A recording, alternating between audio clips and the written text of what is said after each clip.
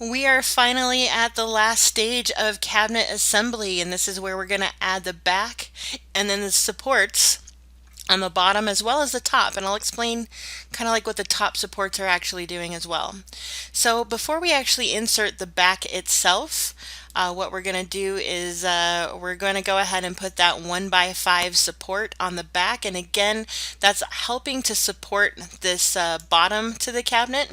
So I'm going to go right underneath right here, and we're going to use a guide to help us. So I'm going to pull out a guide, and I'm going to make sure well, first I'm going to put a guide here so that it aligns with the edge so I can see it. And then we're going to pull that forward. Make sure you're on the green axis. It's really easy to get on the red for some reason. 1 inch, because that was the thickness. We're going to use the rectangle tool to draw in kind of like the side profile of that support. And then we're going to go ahead and pull that all the way over. Again, you would have these pre-cut with a saw. Make sure that you go onto the edge. So see how I got that little purple square right there on the edge, like the inside edge of the side. That way you make sure that you don't have any holes. I mean, we don't want any spiders crawling out. But that is giving support to the bottom. And now it's time to go ahead and put on the back. So remember, the back is 1/2 inch thick. And since we already have this guide here, I think we can just go ahead and place a rectangle. Actually, first let's go ahead and group that support before I forget. Triple click, right click, make a group. Okay, now I'm coming back up here. Gonna go ahead and use a rectangle tool. Let's go ahead and draw the profile of that back, which means the side of it. And then push pull. Might have to get a little closer to get that plane activated. And again, we're going to push it right to the edge. Don't go all the way through it. That's not how we build it. You shouldn't see it. You should go to the inside edge. So see how I got that purple square? Look for that purple square that says on edge in group. Drop it like it's hot, and there is your cabinet. Almost complete. The reason why we're not complete quite yet, and I'm going to go ahead and hit delete guides, and we're going to go ahead and group the back as well. The reason why we're not done is because there's supports up here along the top, and so many different cabinet companies do so many different types of supports. My cabinet company, we did these little triangles in the corners, and that just provided some extra support. It also helps keep the cabinet square. Sometimes when you're building these silly things, they get out of square easily. So there's a couple ways that people have done this.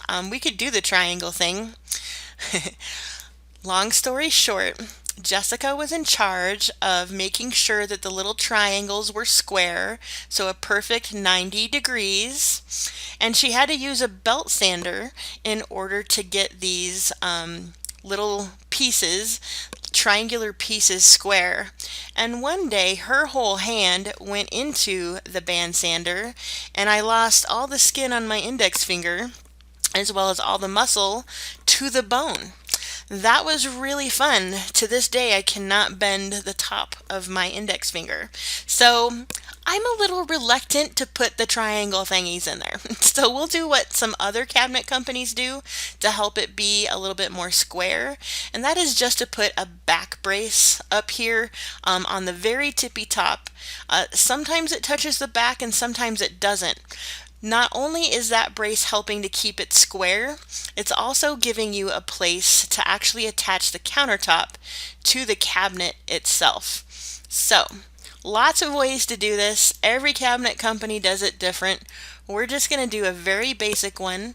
I'm going to grab the measuring tape tool. We're going to drag down. Let's do 1 inch. And then let's also do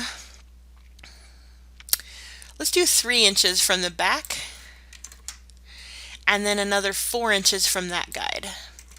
So it's like we're going to put a 1 inch by 4 inch brace right here. So again, the rectangle tool, we're going to go ahead and hit this, We're going to push and pull this all the way to the other side. If I can get it to activate, that is. There we go. And actually I'm going to get this a little bit better so that we can see this. Whoa. And bring it right over. I don't know that you necessarily need it to be 1 inch. You could probably actually do 1/2 inch. So let's just push it up from the bottom. 1/2 inch. 0.5 inches. That should be plenty to give it some stability, to help keep it be square, and also give you a place that you can actually attach the countertop to. So, oh, what did I do over here? I pushed it a little too far, so just make sure that it goes to the inside. Look for that purple square and you know you've got it. Let's do the last thing of making that a group. And you guys, you have finished your first cabinet assembly. So I think, you know, in the end of it all, I'm going to go ahead and delete the guide so that we can get a crystal clear picture.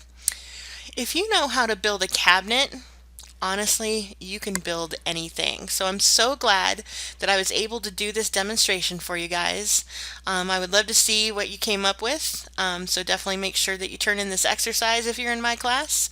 But if you're not in my class, I hope you had fun with it, that you learned a lot about cabinetry and cabinet making and cabinet assembly. And we'll move on to the next exercise in Millwork. Thanks, everybody.